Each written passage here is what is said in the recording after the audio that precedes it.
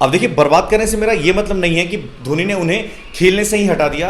Actually वो उनका career बचा सकते थे और मैं उन्हीं 5 खिलाड़ियों की अब से बात करने वाला हूं। गौतम गंभीर, वीरेंद्र सहवाग, यहां तक कि सचिन तेंदुलकर को भी कुछ समस्याएं बीच में स्टार्ट हुई थी जब महेंद्र सिंह धोनी कैप्टन बने थे। देखिए, अगर आप क्रिकेट देखते होंगे तो आपको पता होगा कि भारतीय टीम के जो सबसे महान प्लेयर थे, मतलब सचिन तेंदुलकर, उनको पूरे विश्व में क्रिकेट का भगवान कहा जाता है। जी हाँ, क्योंकि इनके रिकॉर्ड्स इतने ज़्यादा थे कि इनको तोड़ना एक टाइप से इम्पॉसिबल ही हो गया था।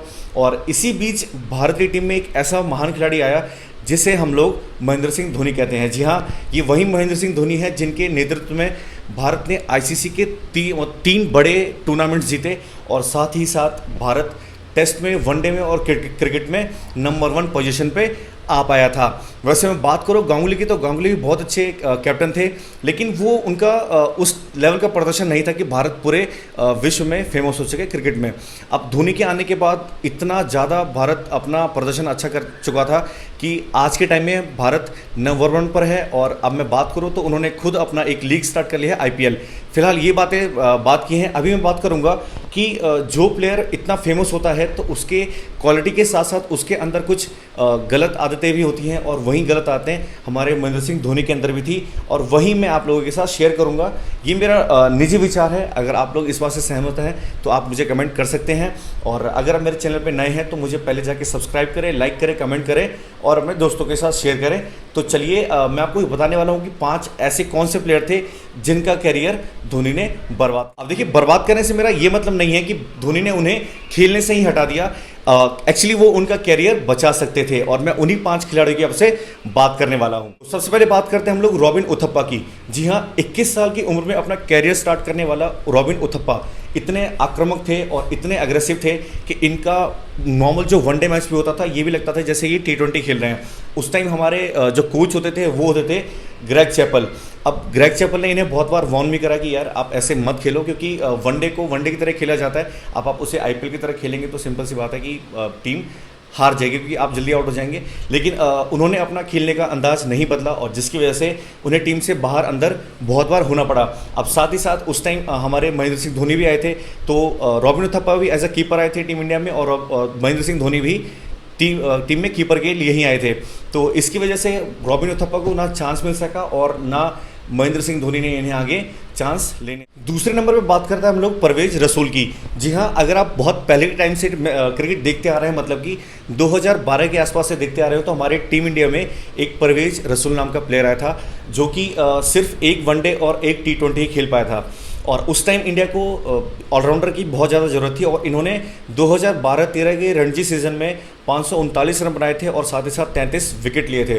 अब इनको पता नहीं क्यों एक वनडे और एक T20 खिलाया गया, और अगर धोनी चाहते तो इन्हें आगे चांसेस दे सकते थे या फिर टीम इंडिया में रख के इनका इस्तेमाल कर सकते थे, लेकिन उन्होंने नहीं करा। तो मुझे लगता है कि धोनी ने ये थोड़ा गलत करा और इनका कैरियर ख़राब करा, क्योंकि इनके अलावा भी बहुत सारे ऐसे प्लेयर थे जो उस टाइम भी खेल रहे थे और आज के टाइम में वो उन्हें खेलने का मौका दे देते हैं। चलिए बात करते हैं तीसरे नंबर की। तीसरे नंबर पे हमारे धवल कुलकर्णी। जी हाँ, मैं बात कर रहा हूँ उस टाइम की जिस टाइम भारत को पेसर की सबसे ज़्यादा ज़रूरत थी, और उस टाइम टीम में आए थे हमारे धवल कुलकर्णी, जो कि उस टाइम घरेलू क्रिकेट में नंबर 1 प्रदर्शन कर रहे थे और नंबर 1 पे थे। अब टीम इंडिया में इन्हें रखा तो गया, लेकिन सिर्फ और सिर्फ बेंच तक, मतलब इन्हें ग्राउंड में आने का मौका ही नहीं दिया। अब टोटल इनसे 12 मैच खिलवाए गए जिसमें कि इन्होंने 19 विकेट लिए। और स्पीड की बात करो तो ये बहुत अच्छे पेसर थे और इनका एवरेज भी सही रहा है और इन्होंने विकेट भी अपने मौके के हिसाब से ठीक ही लिए हैं। अब टीम से बाहर रखना और अंदर लाना या फिर बेंच पे बिठाना किसी भी प्लेयर के प्रदर्शन पे इफेक्ट करता है, और यही हुआ हमारे धवल कुलकर्णी के साथ। अब धोनी को उस टाइम इन पे भी नज़र रखनी चाहिए थी, और अगर वो चाहते तो इनका कैरियर बचा सकते थे, लेकिन उन्होंने नहीं बचाया। चौथे नंबर पे बात करेंगे हम लोग मनोज तिवारी की। जी हाँ, मनोज तिवारी को आपने बहुत सारे मैचों में देखा होगा अच्छे प्रदर्शन करते हुए, 50 और 100s लगाते हुए, लेकिन इनकी किस्मत ऐसी खराब थी कि इन्होंने जो घरेलू डोमेस्टिक क्रिकेट था इसमें इन्होंने 52 की एवरेज से 7000 रन बनाए थे। जी हाँ, 52 का एवरेज एक किसी भी क्रिकेटर के लिए बहुत ज़्यादा होता है, और साथ ही साथ ये उस टाइम डोमेस्टिक क्रिकेट में नंबर 1 पे चल रहे थे। लेकिन टीम इंडिया में आने के बाद पता नहीं क्यों इन्हें मौका नहीं दिया गया और इन्हें सिर्फ और सिर्फ एक सपोर्टिव प्लेयर के तौर पर रखा गया और इन्हें हमेशा टीम से बाहर, मतलब कि इन्हें भी बेंच पर ही रखा गया। अब बात करो तो इन्होंने अपना जो लास्ट वनडे खेला था वेस्ट इंडीज़ के खिलाफ, इन्होंने इसमें शतक मारा था, लेकिन उसके बाद भी अगले सीरीज़ में इनको नहीं लिया गया और उसके बाद से इन्हें टीम में रखा ही नहीं गया। तो ये थोड़ा अटपटा लगता है कि यार एक प्लेयर आपके मैच में 100 कंप्लीट कर रहा है लेकिन अगली सीरीज़ में उसे मौका नहीं मिल रहा। तो मनोज तिवारी में भी धोनी अपना जो है ध्यान दे सकते थे और इनका कैरियर बचा सकते थे, लेकिन उन्होंने इनका कैरियर भी नहीं बचाया। चलिए पांचवें प्लेयर की बात करते हैं। तो पांचवें प्लेयर है हमारे नमन ओझा।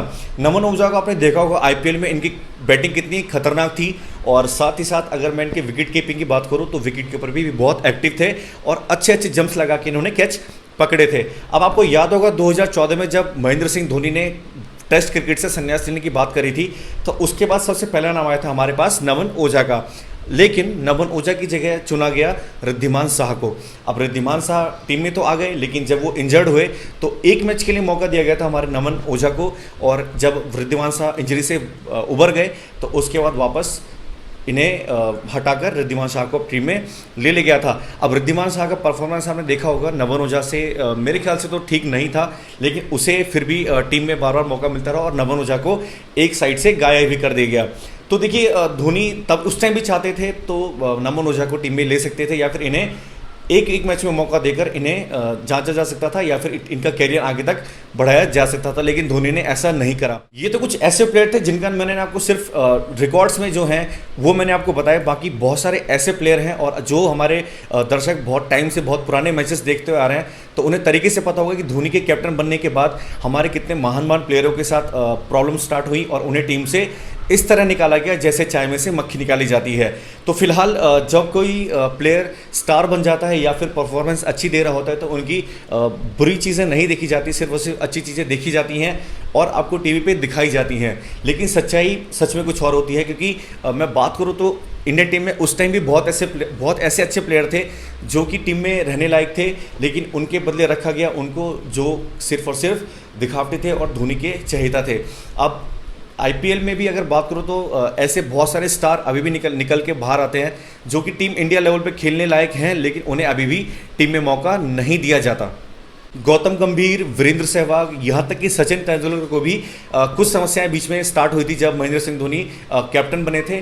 तो ये मेरे कुछ पर्सनल एक्सपीरियंस थे और पर्सनल व्यूज़ थे जो मैंने आप लोगों के साथ शेयर किया है। अगर आप लोगों को लगता है कि नहीं इसमें से कुछ गलत है तो आप वो मुझे कमेंट में बता सकते हैं, और अगर आप मेरे चैनल पे नए हैं तो मेरे चैनल को सब्सक्राइब करें, लाइक करें, कमेंट करें और अपने दोस्तों के साथ शेयर करें ताकि वो भी इन चीज़ों से रूबरू हो सके। तब तक के लिए टाटा, बाय बाय।